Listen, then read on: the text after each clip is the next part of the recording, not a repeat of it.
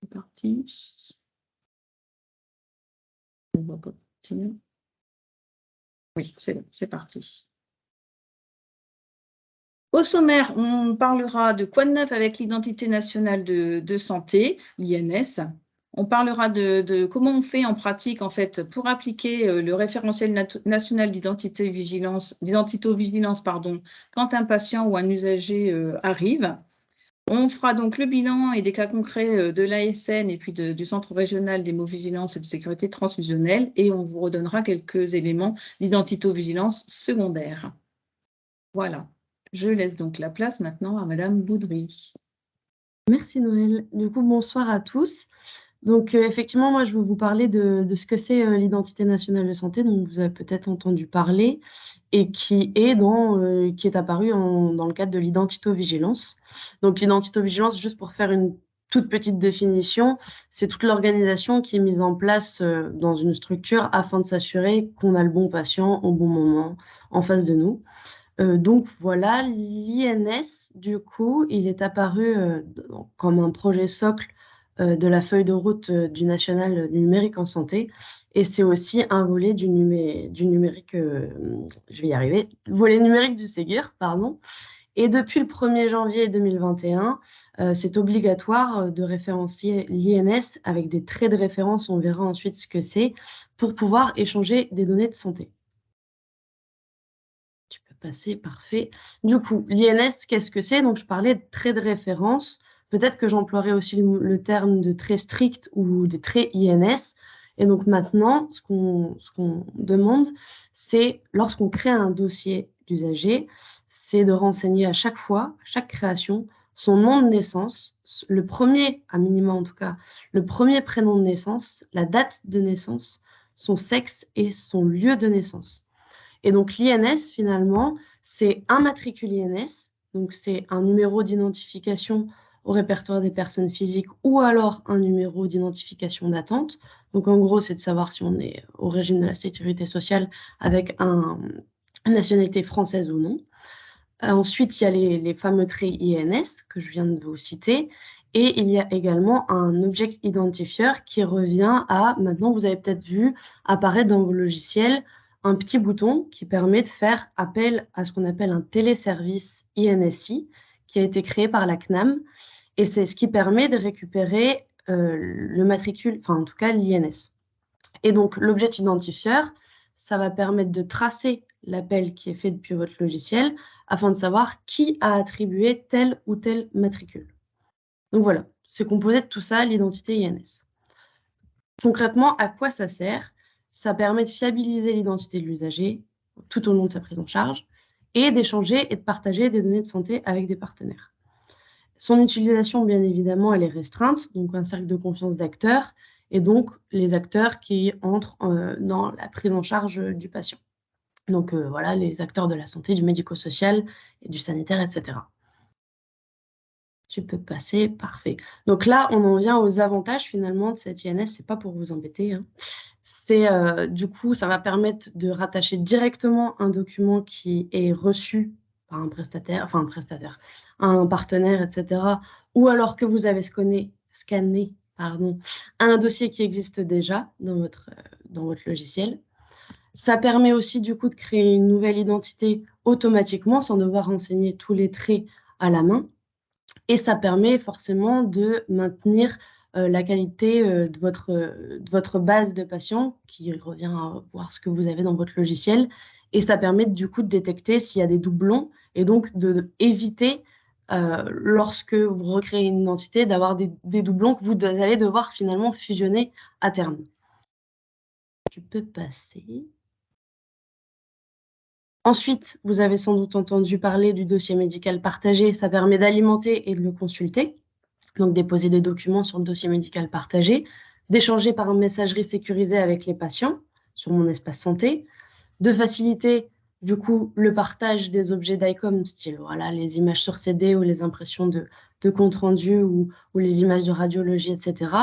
Et ça répond aux critères IQSS et IFAC avec un impact du coup sur le projet Open, qui revient à déposer finalement, on en demande un certain nombre d'indicateurs dans le programme Open et on demande de compléter un taux de documents qui doivent être partagés sur le dossier médical partagé. Et donc, en gros, l'INS, il est apparu, désolé Noël, l'INS, il est apparu dans le référentiel national d'identité-vigilance qui a été publié par arrêté le 8 juin 2021 et qui, du coup, reprend un certain nombre de règles et de recommandations vis-à-vis de la gestion des traits d'identité et de l'INS. Comment on gère finalement ce nouveau terme. On peut passer. Donc, en gros, en pratique, comment est-ce qu'on l'applique? Donc, le RNIV, c'est le référentiel national d'identité-vigilance à l'arrivée de l'usager. Donc là, ce qu'on a mis dans, ce qu'on souhaite rappeler lors de ce webinaire, c'est qu'il est demandé maintenant, lorsque vous accueillez un patient, d'obligatoirement lui demander un document qu'on appelle un document à haut niveau de confiance. Donc, dans le référentiel, il y a toute une liste de documents qui peut être demandé à un patient afin de s'assurer que c'est bien lui que vous avez en face de vous. Donc, on recense le passeport français ou étranger, la carte d'identité française ou étrangère, le titre de séjour temporaire ou permanent. Pour les mineurs, s'ils n'ont pas de carte d'identité, puisqu'elle est obligatoire qu'à partir de 13 ans, on demande soit le livret de famille, soit l'extrait d'acte de naissance avec à l'appui la pièce d'identité du parent ou du tuteur légal. Et ensuite, il y a également pour les personnes âgées en EHPAD, par exemple, et qui ne disposent pas plus nécessairement de documents style carte d'identité, etc., et qui ne souhaitent pas la refaire, on peut aussi demander l'acte de naissance avec un document à haut niveau de confiance d'un parent descendant, donc la petite fille ou la fille de cette personne âgée. Et donc voilà, ça permet vraiment de garantir que la personne que vous avez en face de vous, c'est vraiment celle que vous allez prendre en charge avec le document au niveau de confiance. Bien évidemment, vous allez continuer à demander la carte vitale, mais c'est juste pour la facturation, quoi. C'est pas un document à haut niveau de confiance. Tu peux passer. Et donc là, on vous a remis, quand vous aurez le support, des fiches pratiques qui ont été réalisées au niveau de la région et qui reprend vraiment dans le détail l'ensemble des règles qui sont indiquées dans le référentiel national d'identité-vigilance. Ça va revenir à dire, si je ne connais pas la date de naissance, comment est-ce que je la renseigne dans mon logiciel? Comment est-ce que je renseigne l'ensemble des traits? Si c'est en majuscule, si je conserve les apostrophes, etc. Et globalement, ça reprend les points clés. Donc voilà, n'hésitez pas si vous avez des questions à les indiquer dans le chat. Je repasse la main à Noël. Merci. Est-ce qu'il y a des questions sur cette première partie?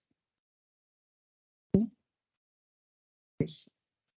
Donc Christophe, tu prends le relais. On a perdu Christophe. Il ne voit plus. Perdu. Voilà. Alors, on va commencer. Voilà. Alors, est-ce que la caméra revient? Oui, voilà. On va commencer par bilan et cas concret. Donc, si on regarde un petit peu, notamment en ce qui concerne les événements indésirables, on retrouve rapidement un impact de l'identité sur ces événements indésirables, et notamment 6% concernent des défauts d'identité et 4% des erreurs de site. Alors, des erreurs de site, c'est un petit peu différent, mais on va parler un petit peu aussi d'identité-vigilance secondaire, et ces erreurs de site, elles sont des fois liées à des erreurs d'identité-vigilance secondaire, c'est-à-dire un malade qui arrive par exemple au bloc opératoire pour une mauvaise intervention, parce que sur toute la chaîne, on a mal étiqueté ou mal identifié ce malade. Et ce sont des cas qui arrivent encore en 2022, malgré la checklist, malgré tout ce qu'on pense être des barrières relativement suffisantes. De 2019 à ce jour, donc si on prend l'Agence de sûreté nucléaire, qui a un petit peu le thème, radio, 28 événements indésirables déclarés dans les Hauts-de-France sont liés à l'identité-vigilance. C'est ceux qui sont déclarés. Là, on ne parle que de ceux qui sont déclarés. Diapositive suivante. Donc voilà un cas concret de déclaration à l'ASN. Le secrétariat d'un médecin de ville demande au secrétariat d'un cabinet de radiologie de convoquer un patient. La secrétaire cherche dans le logiciel le dossier patient et trouve un patient. Cette personne est convoquée et vient réaliser un scanner injecté. Lors de l'examen, le radiologue interroge le patient pour savoir s'il a des douleurs thoraciques. Il répond non et l'examen est réalisé. Par la suite, le secrétariat du médecin envoie un courriel au centre de radiologie informant de la réception d'un compte-rendu d'un patient non connu de chez eux. Donc en fait, là, on a une base informatique qui est celle de la structure. Malheureusement, dans cette base, il y a un homonyme et on a fait l'examen forcément à l'homonyme, donc par défaut de prise d'identité du patient.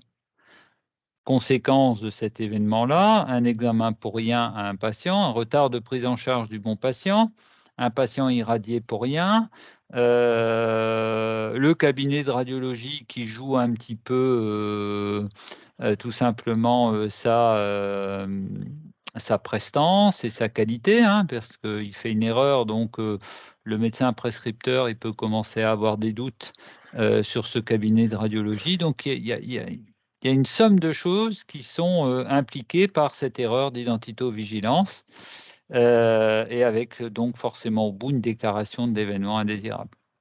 On voit là l'importance d'identifier les patients par les 5 traits dont on vous a parlé et notamment par ce numéro INS qui est unique.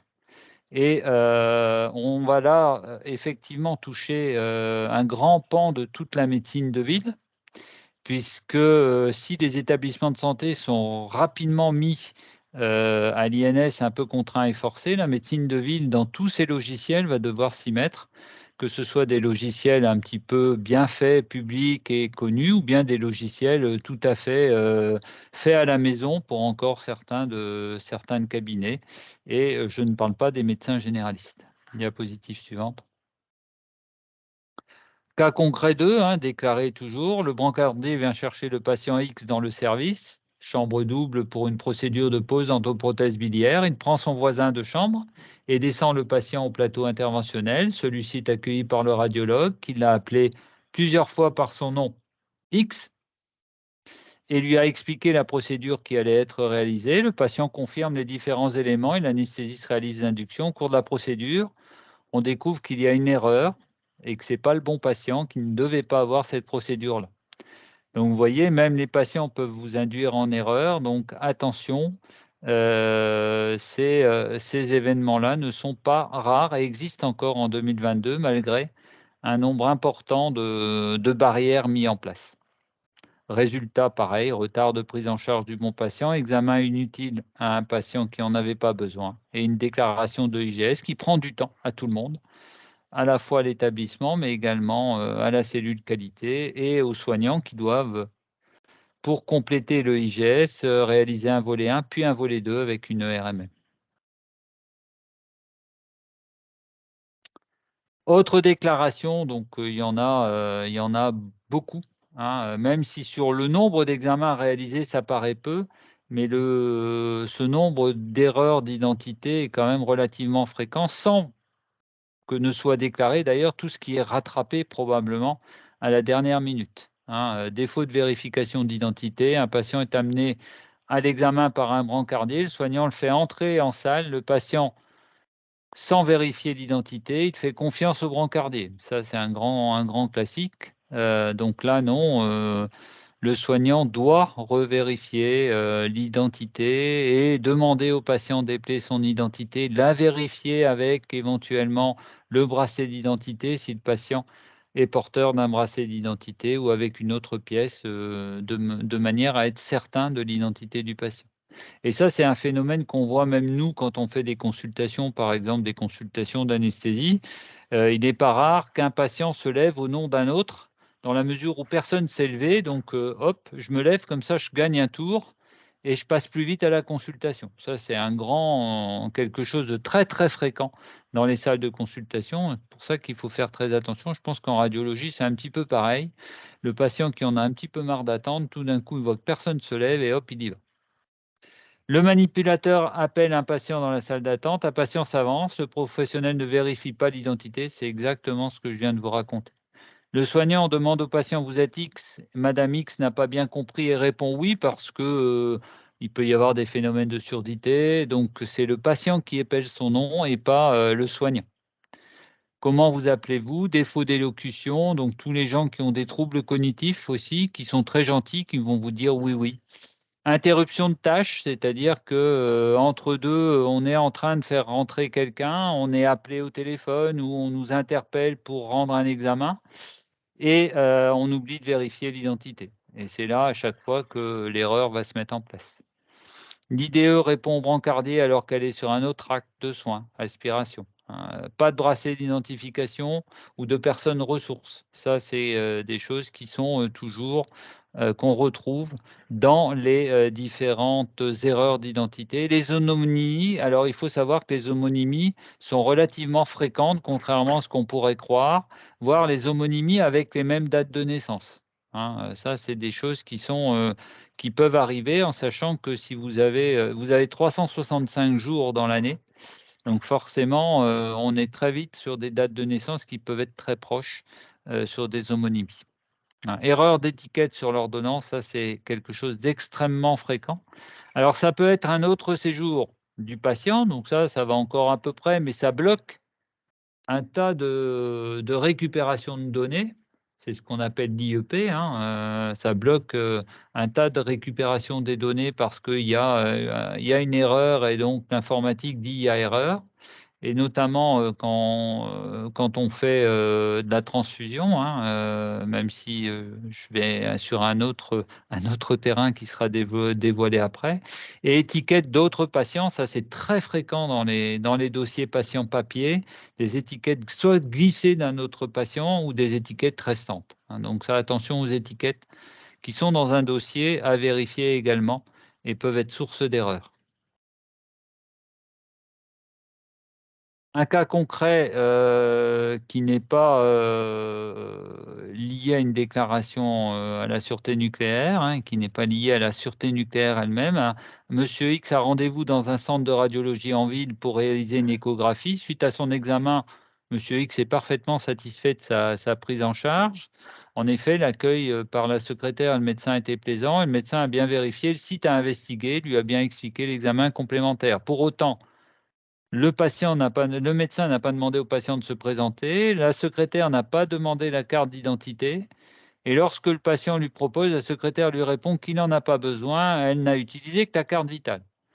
N'a jamais demandé au patient de décliner son identité. Enfin, le compte-rendu de l'examen, est remis après appel du patient en salle d'attente et donc du coup, tout est bien, il y a rien à dire sauf que, cet examen ne peut pas être intégré au DMP parce que vous n'avez pas de lien avec l'INS. Il faut savoir que le DMP, maintenant, va être alimenté pour tous les patients de façon un petit peu, systématique, à condition que, l'INS soit, renseigné. Sinon, le DMP ne pourra pas être implémenté parce que, des Martin Jacques, il y en a, probablement à l'appel en France et que si, l'identité n'est pas, solide, c'est-à-dire vérifiée, à la fois par les 5 traits plus un papier d'identité, le cabinet de radiologie, le cabinet de laboratoire, l'établissement de santé ne pourra pas alimenter le DMP du patient, ce qui est maintenant, quasiment une obligation. Alors, si on regarde un petit peu, les bilans des événements déclarés, rien que dans le cadre de la radiologie au sens large, radio, scanner, IRM, radio interventionnelle, radiologie nucléaire, et en dehors de la radiothérapie, la détection de l'erreur a lieu souvent au moment de l'examen. Voilà. Très, très souvent, quand on fait la correspondance de l'imagerie demandée avec le dossier du patient, là, on dit: «Tiens, demande un scanner thoracique, le malade a mal au ventre». Bon, il y a un problème heu, dans l'examen demandé et a posteriori, très souvent, c'est le médecin traitant qui dit: «Mais c'est le compte rendu, d'un examen pour un patient d'un examen réalisé pour lequel je n'avais pas demandé pour ce patient, mais pour un autre». Très souvent, c'est a posteriori et du coup, on a un retard de prise en charge, on a, tout ce qui va avec, des rayonnements, inutiles, Alors, c'est bien que les radiologues ont fait d'énormes progrès en termes de doses d'irradiation et tout ça, n'empêche que ça fait toujours une irradiation pour rien. Du produit de contraste utilisé parfois inutilement ou des produits traceurs utilisés de façon incorrecte. Alors, les causes d'erreur, elles sont multiples et variées. C'est vrai pour l'identité primaire, c'est vrai pour l'identité secondaire. Ressemblance physique, patient malentendant, maîtrisant mal le français, porteur d'un handicap, même léger, incapables de décliner leur identité, des patients avec des troubles cognitifs. Et il faut savoir que certains patients avec des troubles cognitifs peuvent mener quasiment une vie presque normale et réussir à arriver dans un cabinet de ville tout seul, sans qu'il y ait forcément de blocage.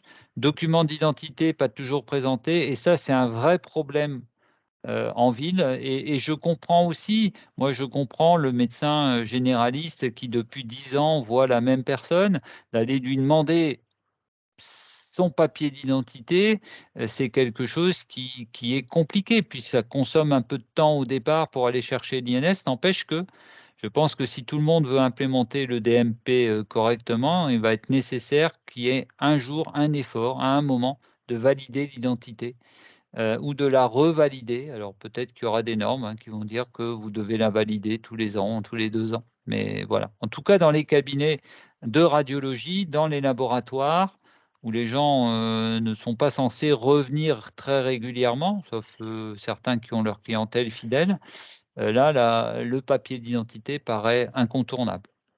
Les nouveau-nés, et ça, les nouveau-nés, ça peut être compliqué, puisqu'ils ont une identité liée à la maman, une identité liée à la reconnaissance du père, donc ça peut parfois être très, très compliqué.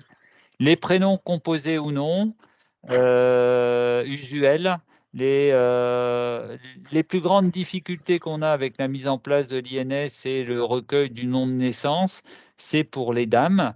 Certaines dames qui ont été mariées et ont porté le nom de leur mari pendant plus de 60 ans pour les noces de platine, elles ont parfois presque perdu leur nom de naissance, tellement été habituées à être appelées sur leur nom d'épouse et donc les faire passer dans un hôpital quand on a 87 ans. Moi, j'ai vécu personnellement, pour ma maman, redescendre au nom de jeune fille, c'est pas forcément facile et c'est pas toujours bien compris. Voilà, et on peut à 87 ans, on peut le comprendre que, c'est pas simple de redescendre et ça aussi, c'est des facteurs qui sont des facteurs de risque ou liés à l'identito-vigilance, il y a des fois aussi, les patients qui demandent d'être anonymisés pour leur prise en charge et qui fait que c'est compliqué.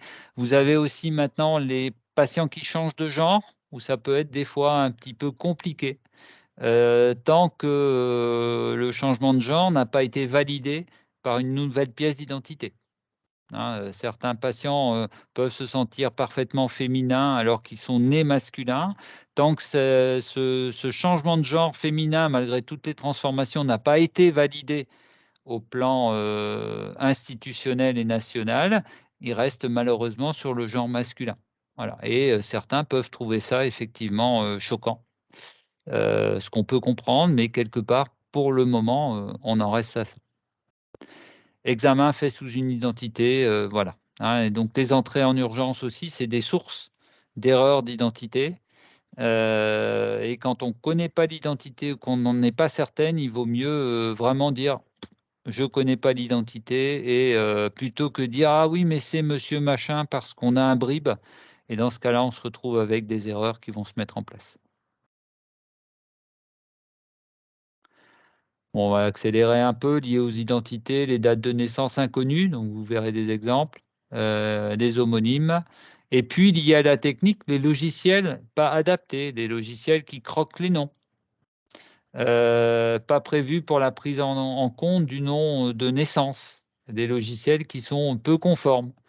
Par exemple, dans l'endroit où je travaille, on a des logiciels qui fonctionnent encore sur le nom d'épouse, alors que le logiciel maître fonctionne sur les noms de jeunes filles. C'est pas, voilà, c'est peut être perturbant de temps en temps. Et les étiquettes pas toujours conformes. Alors, liées à nos pratiques, hein, les causes d'erreur liées à nos pratiques, mais je pense que les soignants maintenant commencent à vraiment tellement on leur fait rentrer ça, les questions ouvertes. C'est-à-dire, comment vous appelez-vous et non pas vous êtes bien monsieur Martin. Vérification des identités, contrôle des concordances. Ça, c'est quelque chose qui commence à venir. Et moi, j'étais content aujourd'hui dans mon service, après 2 mois de les bassiner sur le bracelet d'identité. Bah, voilà, à l'entrée maintenant, quand il n'y a pas de bracelet d'identité, ça râle sur le service qui a oublié de mettre le bracelet d'identité et voilà. Bon, c'est bien, c'est que les choses commencent à passer. Donc ça, c'est important. Les bons qui sont faits à l'avance, ça aussi, pour gagner du temps, parce que l'équipe, précédente avance le travail de l'équipe suivante et donc on édite les bons, on étiquette les tubes. Ça, c'est le côté labo et puis, bah, on va faire la prise de sang et on prend le mauvais sachet, hein. Ça, c'est un grand classique et puis comme on connaît monsieur machin qui est là depuis 10 jours et qu'on est certain d'avoir pris le bon sachet parce qu'aussi, hein, on a des trucs cognitifs qui font qu'on est certain qu'on a pris le bon. On vérifie pas l'identité sur le tube, hein, donc ça aussi, c'est, répéter, répéter en permanence, non, à chaque geste, que ce soit de la radio, du labo, un geste technique, on vérifie l'identité du malade.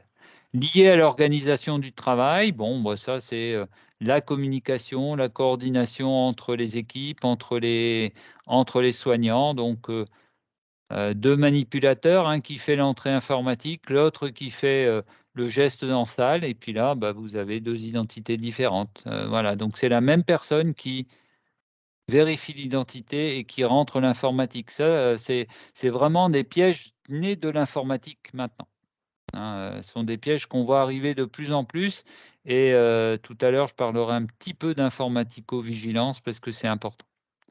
Les périodes de changement d'équipe et les charges de travail importantes ou les charges de travail très peu importantes, où tout le monde est en dilettante, tout le monde rigole parce qu'il n'y a pas grand-chose à faire et si vous êtes soignant, vous savez très bien que ces périodes-là sont des périodes à risque parce que, bah, personne n'est concentré au final. Alors les conséquences, bah, administratives, c'est pas encore trop grave, hein, si, on fait le bon examen au bon patient, que le compte rendu part au mauvais endroit, c'est pas gênant encore. Mais bon, quand même des patients qui ont reçu des avis de décès, c'est toujours un petit peu gênant, d'apprendre qu'on a mouru avant l'heure et que c'est quelqu'un d'autre qui, est mort à notre place.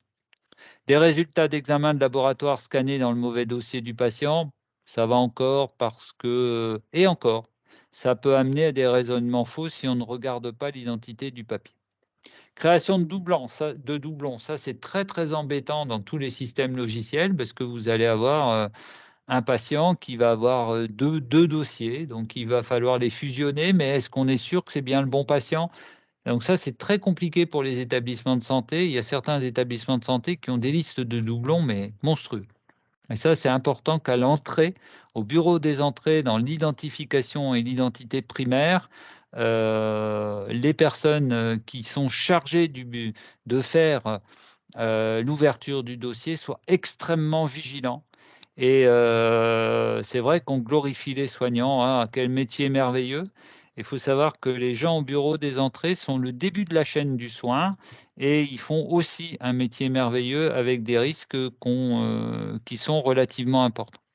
Les collisions, donc c'est, des 2 personnes sur le même identifiant, ça peut être aussi extrêmement gênant. Des erreurs médicales. Forcément, si on se trompe de patient, on n'a pas le bon dossier, on n'a pas les bonnes références, donc les réactions allergiques, les erreurs d'examen, les erreurs médicamenteuses, les erreurs d'identification de tubes, les erreurs de culot sanguin, enfin tout va avec. Et puis, il peut y avoir aussi des erreurs de facturation et ça, c'est un vrai problème parce que notamment, pour les établissements de santé sont, facturés sur le numéro sur la carte vitale. Et il faut savoir que les cartes vitales n'ont pas un niveau de sécurité en termes d'identité égal à celui qu'on demande sur l'INS. Et donc, bah, vous avez des établissements de santé qui ne prennent que l'identité de la carte de sécu, même si elle est fausse, parce qu'ils disent clairement, bah, on ne sera pas remboursé. Voilà. Moi, j'ai eu ce message-là dans mon établissement il y a 3 ans, en leur disant: «Mais non, vous ne pouvez pas». «Mais si, sinon on ne sera pas remboursé». Donc un patient avait 2 dates de naissance, c'était bien le même, hein. Il m'avait montré, sa carte d'identité, son machin, mais sur la carte vitale, la date de naissance était différent.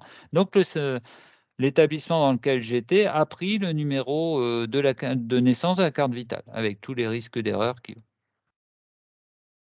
diapositive suivante. Voilà, je laisse la place au docteur Boulanger.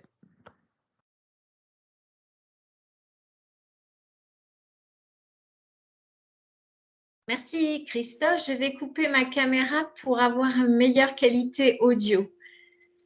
Alors, je remercie beaucoup les organisateurs d'avoir invité la cellule régionale d'hémovigilance à participer. Diapo suivante.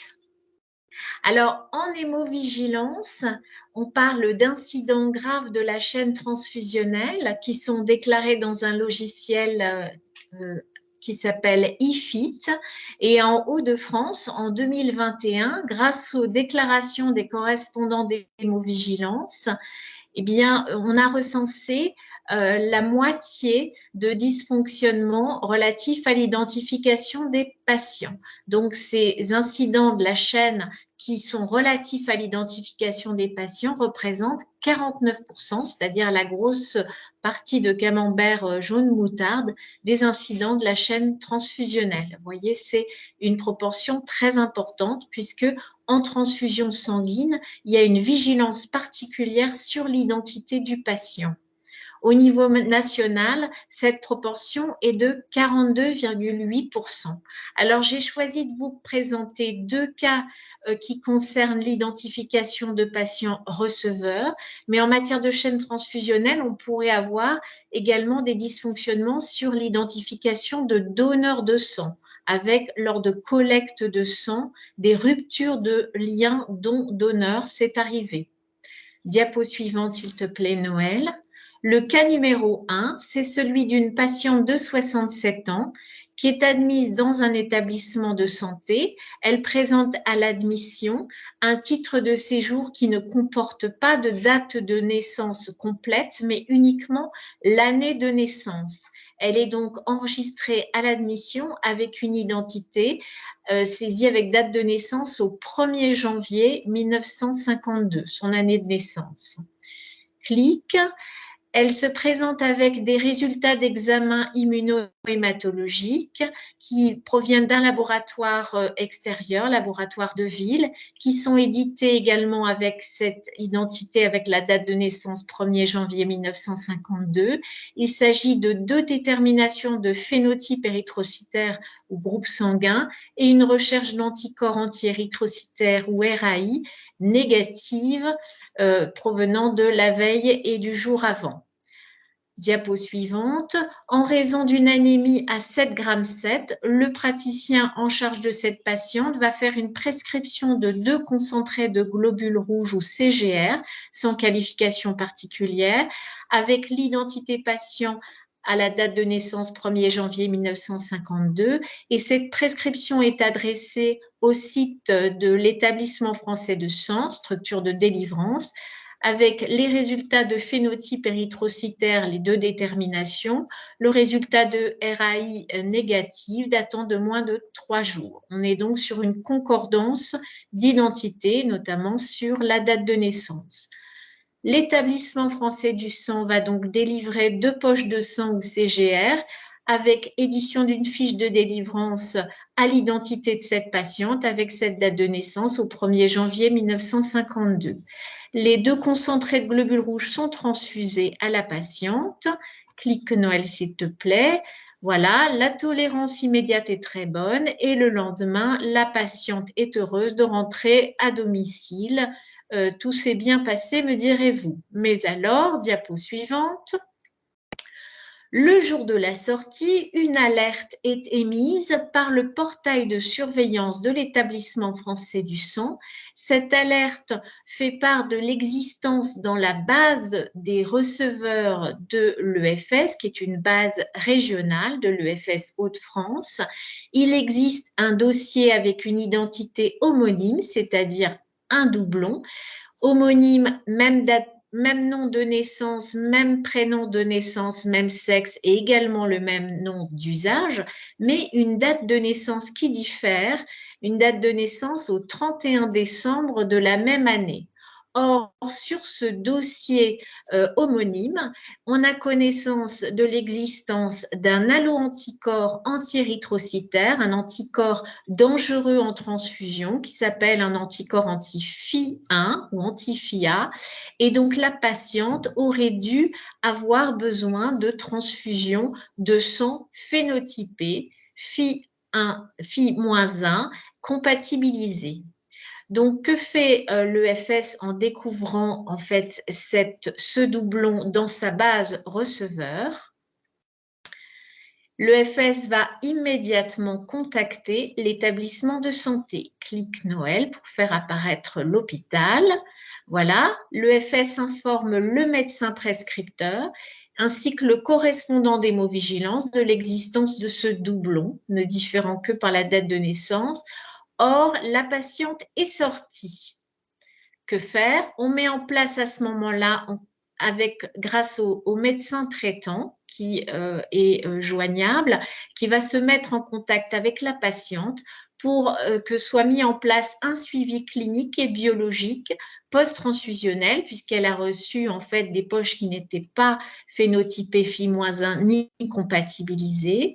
La patiente va donc aller au laboratoire pour faire des analyses et heureusement, 3 jours après la transfusion, on a un taux d'hémoglobine à 11 grammes 2, donc un bon rendement transfusionnel, un taux de bilirubine normal, d'ailleurs la patiente n'est pas du tout jaune, ses urines sont de couleur normale et on a des examens immunohémato négatifs, test de Coombs négatif, RAI négative, donc ça a l'air de bien se passer. Mais 15 jours après, l'hémoglobine a chuté à 8 grammes 5 et la RAI de la patiente s'est positivée.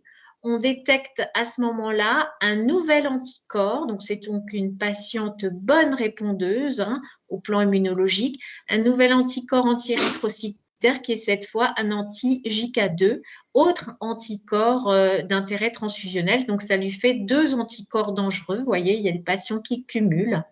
Et donc, diapo suivante, sont mises en place des actions correctives. En fait, le titre de séjour ne mentionnant que l'année de naissance, on ne connaît ni le jour ni le mois. Et donc, si vous interrogiez Zoé Boudry, elle vous dirait que l'identité de la patiente doit donc être enregistrée au 31 décembre de l'année de naissance, selon le référentiel national d'identité-vigilance.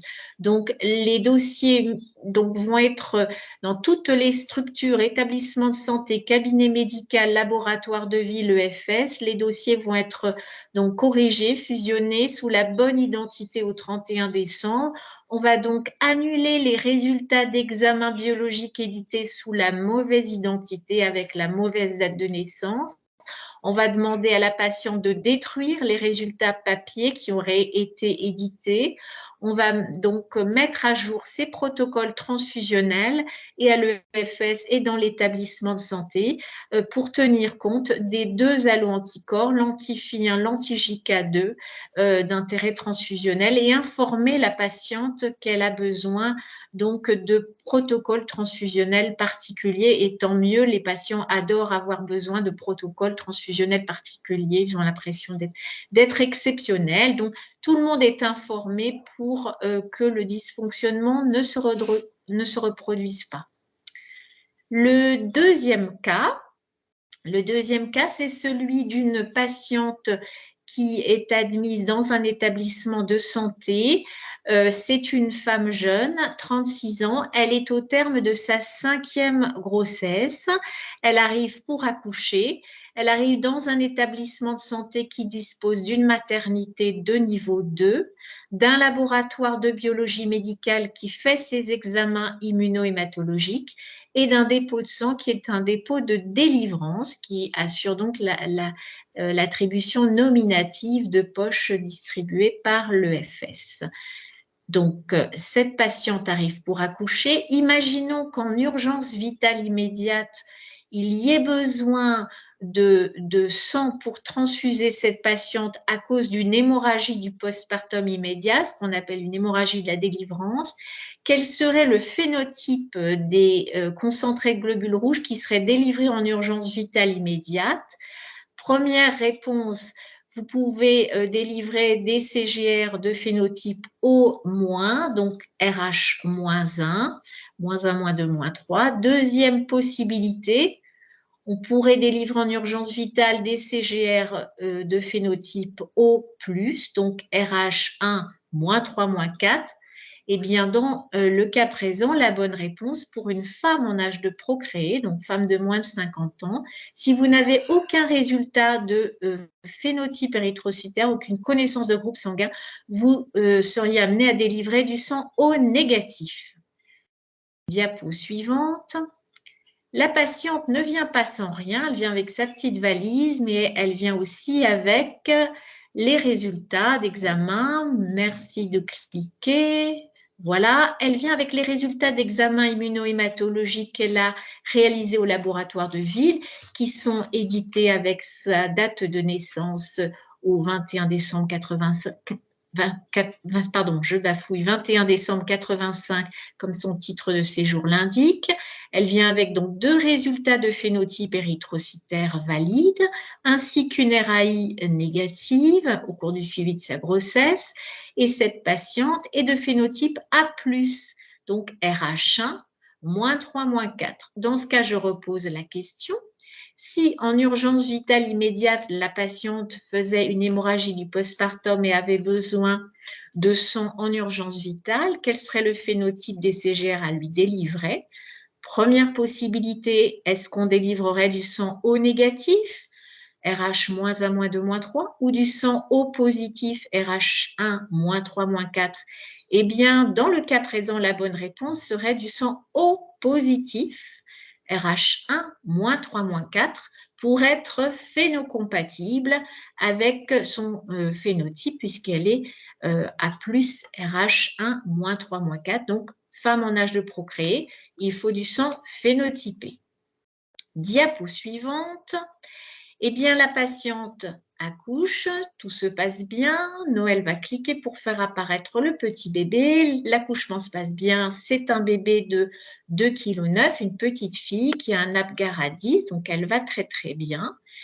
Et là, que se passe-t-il? Eh bien, le biologiste du laboratoire de l'établissement de santé va émettre une alerte. Il trouve la RAI de la maman positive avec un anticorps anti-RH4, anticorps anti-petit c, qui est un anticorps dangereux en transfusion, mais également en obstétrique, responsable de maladies molytiques du nouveau-né. Or, il trouve également dans le logiciel du laboratoire un doublon avec une identité homonyme, même nom de naissance, même prénom, même sexe et même nom d'usage, c'est-à-dire nom d'épouse, mais une date de naissance qui diffère seulement d'un jour, le 20 décembre 1985. Dans ce dossier homonyme, on a connaissance d'une alloimmunisation anti-érythrocytaire avec ce même anticorps anti-RH4 ou petit c, qui en fait est connu depuis la 4e grossesse, depuis 2016. C'est donc un doublon, c'est la même patiente qui a besoin, dans ce cas, de protocole transfusionnel transfusé en sang phénotypé, RH-4, et compatibilisé. Donc, le biologiste, lorsqu'il donne l'alerte, va s'inquiéter pour cet anticorps et demander de faire prélever le bébé, puisque l'ARI de la maman est positive. Alors, on va prélever le bébé, une petite prise de sang pour l'enfant. Heureusement, la petite fille va bien, pas d'ictère, pas de pâleur. Elle a 18 grammes d'hémoglobine, c'est normal pour un nouveau-né.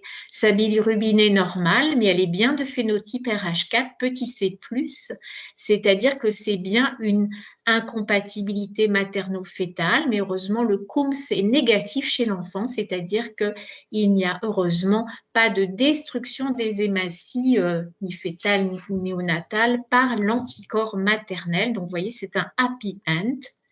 Mais ça veut dire aussi, clique s'il te plaît Noël, que le sang O- aurait été incompatible, puisque le sang O- n'est pas universel, il est RH1, il est RH-1, -2, -3, mais il est RH4. Le sang O- exprime l'antigène RH4, le petit c, qui est la cible des 7 anticorps. Donc, le sang O- aurait été incompatible non seulement avec la mère, mais également avec le nouveau-né, d'où l'importance, voyez, du lien du lien entre l'anticorps et l'identité maternelle et du lien mère-enfant également. Donc, dans le cas présent, le doublon impliquait 2 individus au lieu d'un, puisque c'est le cas particulier de l'obstétrique et on a 2 individus à transfuser éventuellement au lieu d'un seul. Diapo suivante. Alors, pourquoi un anticorps apparaît, disparaît? Pourquoi une RAI antérieurement positive peut-elle se négativer comme ça, jouant avec les nerfs des soignants et des prescripteurs? Eh bien, c'est parce que le titre d'un allo-anticorps, sa concentration, en fait, dans le temps. Vous voyez, après l'exposition à l'antigène, après transfusion grossesse, l'anticorps apparaît, il passe au-dessus du seuil de détection, la RAI vient positive, vous voyez, dans cette fenêtre verte, et ensuite, avec le temps, eh bien, l'anticorps peut devenir infradétectable. Et diapo suivante, la réexposition au même antigène, soit à l'occasion d'une nouvelle grossesse ou d'une nouvelle transfusion, va faire réapparaître cet allo-anticorps anti-érythrocytaire beaucoup plus rapidement que la première fois, puisqu'il y a une mémoire immunitaire. Et donc, l'anticorps peut se réactiver en provoquant non seulement une hémolyse post-transfusionnelle, donc un événement indésirable receveur, ou bien également une anémie fétale ou néonatale par incompatibilité materno-fétale. C'est pour cela qu'un anticorps un jour, un anticorps toujours.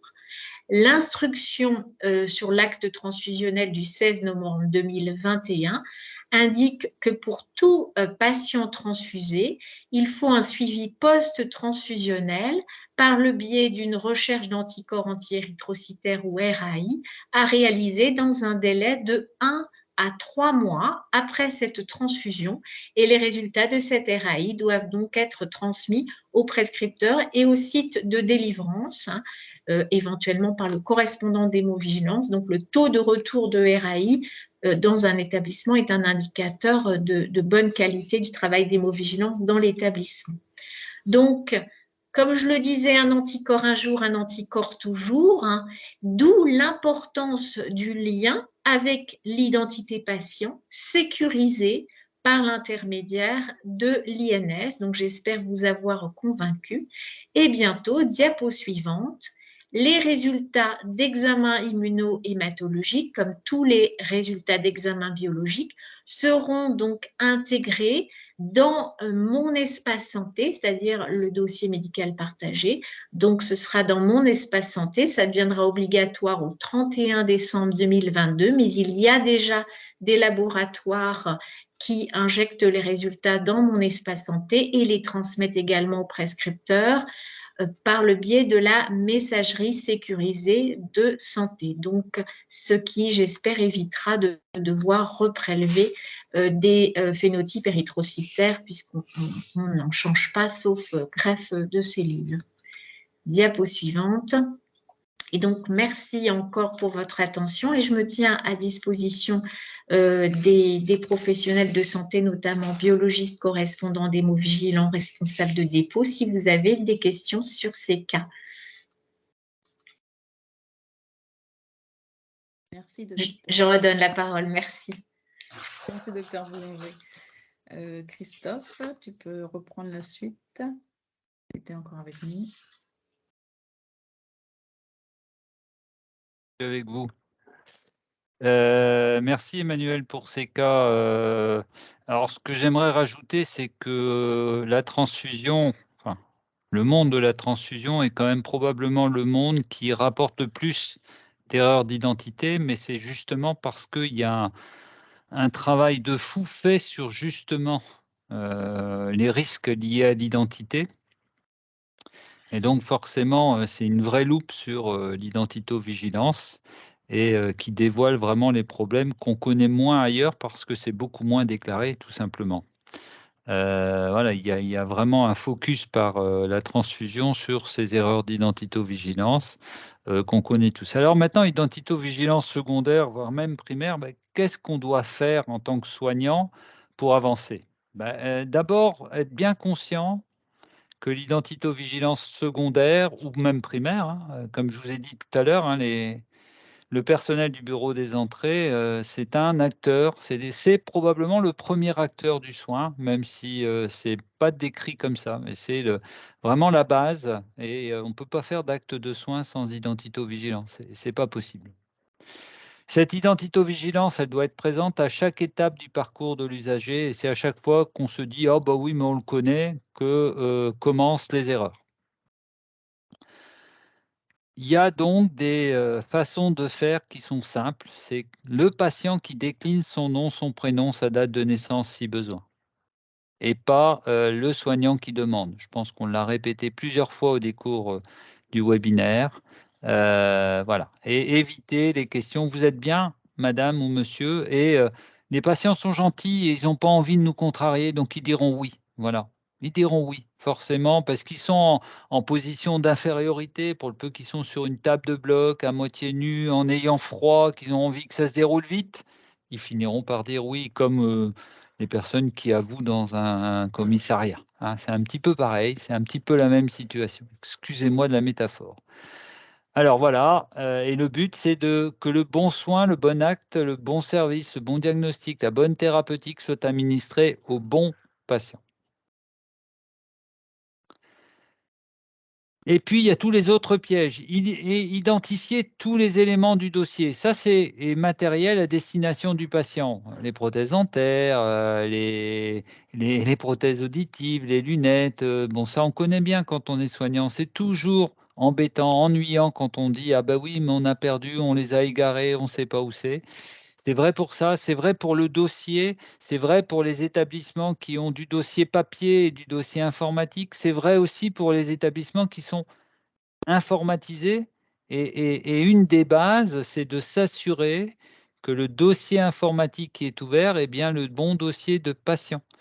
On sait tous, et moi le premier, fait avoir par une prescription mise sur un dossier qui est ouvert en pensant que c'est le bon dossier de patient.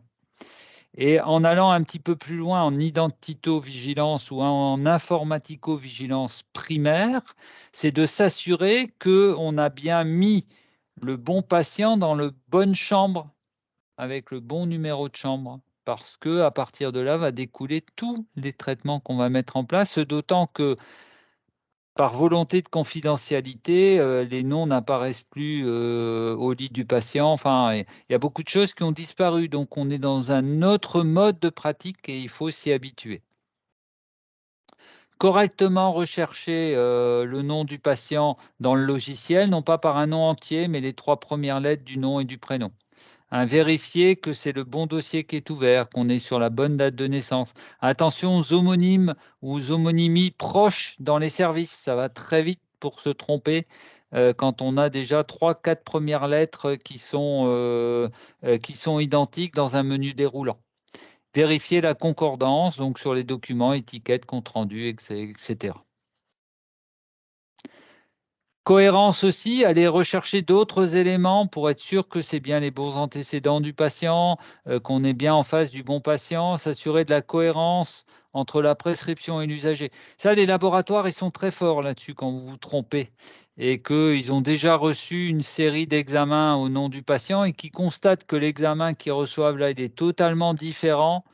ça très très rapidement les laboratoires, notamment en établissement de santé, rejettent l'examen et demandent de reprélever parce qu'il y a des discordances majeures sur 24 heures de temps, sauf si le patient a eu quelque chose de particulier, mais en termes de natrémie, d'albuminémie, de numération formule, il y a des choses qui mettent tout de suite la puce à l'oreille au laboratoire pour dire qu'il y a probablement une erreur d'identité. Vérifier l'identité inscrite sur le bracelet d'identification. C'est vrai que le bracelet d'identification, c'est quelque chose qui est quand même très, très bien accepté par les patients et c'est vraiment quelque chose de relativement utile. Alors, c'est vrai que les patients qui ne vont pas bouger de leur chambre, qui n'ont pas de troubles cognitifs, ceux-là, ils sont à même de déclarer leur identité. Mais dans un établissement de santé, beaucoup de patients vont naviguer, vont quitter leur chambre, aller en radiologie, vont éventuellement être sédatés, recevoir des médicaments qui vont entraîner des troubles de la mémoire. Et là, le bracelet d'identification va rester à ce moment-là le seul élément qui va permettre d'identifier qu'on est bien avec le bon patient. Maintenant, si on est en ville, si on est dans des établissements avec des séjours prolongés chez des patients chez qui, on fait pas des actes tous les jours, mais qui sont dans une chambre en EHPAD, en unité de long séjour, en foyer d'accueil, ben là, il est, je pense, nécessaire, au minimum à l'entrée, d'avoir le bon INS. Ça, c'est la base de la base et c'est incontournable et probablement régulièrement refaire un point et un peu comme la pesée du malade, alors pas toutes les 48 heures ou pas toutes les semaines, mais se dire voilà, tous les mois, voilà, tourner d'INS pour être certain qu'on est, dans les clous et rattraper les erreurs ou rattraper les patients chez qui on n'a pas la pièce d'identité, par exemple. Voilà. Donc le but, c'est vraiment d'être centré sur ce numéro qui est unique, qui évite en plus les cédilles, les espaces, les traits d'union, un jour c'est avec un D, un jour c'est avec un T. Donc ça, c'est l'avantage de ce numéro unique.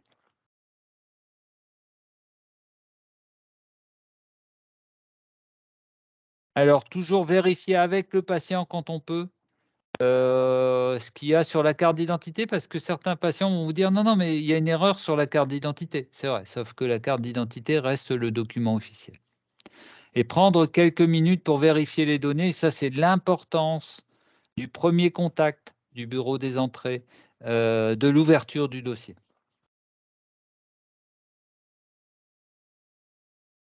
Et puis si on trouve une erreur, là aussi, on la signale, c'est le premier point, mais ça en règle générale ça va. Il faut savoir encore à qui on doit la signaler.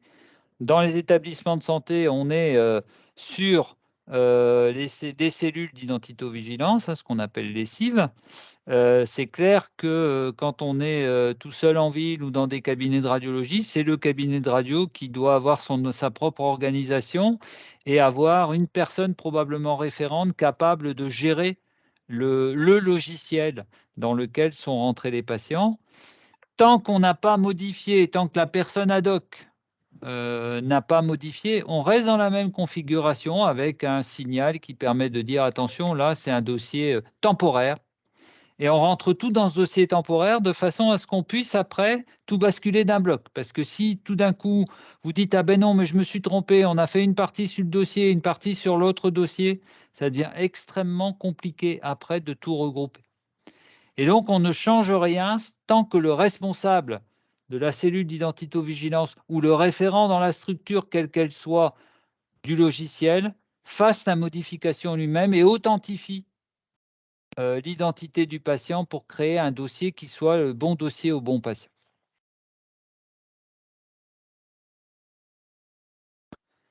Alors, il faut savoir que le défaut de respect de ces bonnes pratiques sont des sources principales d'erreurs d'identification. Parfois, c'est bénin, ça peut être grave, mais l'ennui, c'est que c'est presque toujours évitable. On ne va pas dire toujours évitable, parce que on peut toujours avoir des situations extrêmement complexes d'identité.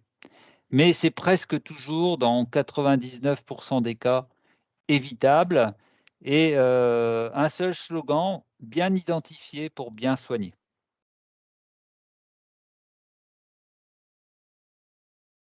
voilà, hein, donc les 5 règles de l'identito-vigilance, vous les connaissez maintenant, hein, la récupération de l'INS, les 5 très, très, très strictes, la validation de l'identité avec un document à haut niveau de confiance, la formation des professionnels, ça paraît une évidence, la sensibilisation et probablement la formation des usagers. Et là, il est certain que les associations ont un rôle majeur à jouer et également, je pense, le ministère de la Santé sur des messages probablement diffusés à tout le monde pour bien expliquer le nom de jeune fille, l'importance des pièces d'identité, que ce n'est pas du flicage, que c'est simplement de la sécurité des soins. Mais c'est vrai que c'est compliqué pour les patients, pour certains patients, de comprendre qu'on ait besoin de la carte d'identité.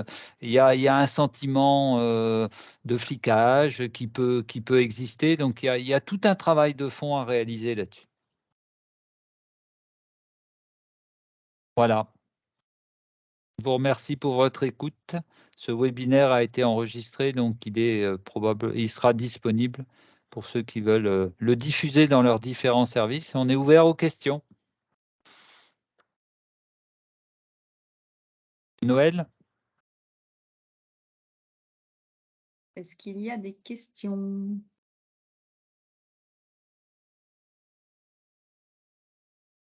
C'était clair pour tout le monde? Alors moi, je vais... Pardon, Christophe. juste un message. Bon, pour tous ceux qui n'ont pas pu inviter des soignants, surtout inviter les soignants à regarder le webinaire. C'est important. C'est important pour tout le monde. C'est important surtout pour nos patients. Il faut que ça infuse vers le bas de façon importante. Vous avez aussi, je dirais, sur cette dernière diapo, un lien vers une animation qui peut être diffusée très rapidement, très ludique pour les soignants. N'hésitez pas aussi à l'utiliser pour la passer dans vos services.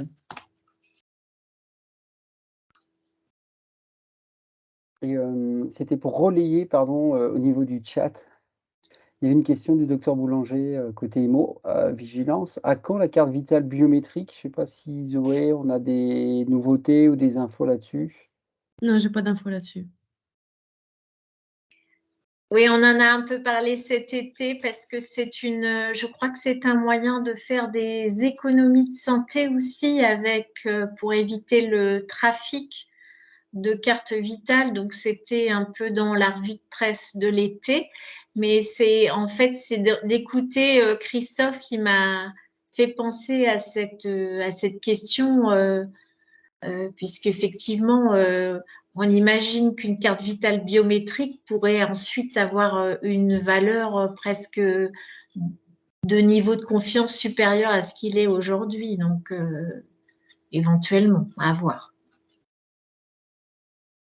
Oui, c'est très étonnant cette frilosité, enfin, ce peu d'engagement de la caisse primaire, enfin de la caisse d'assurance maladie vers des cartes vitales qui soient totalement sécurisées. Alors, il y a un problème pour la carte vitale, c'est effectivement tous les ayants droit qui sont reportés sur une même carte vitale. Ça, c'est vraiment le problème. Voilà.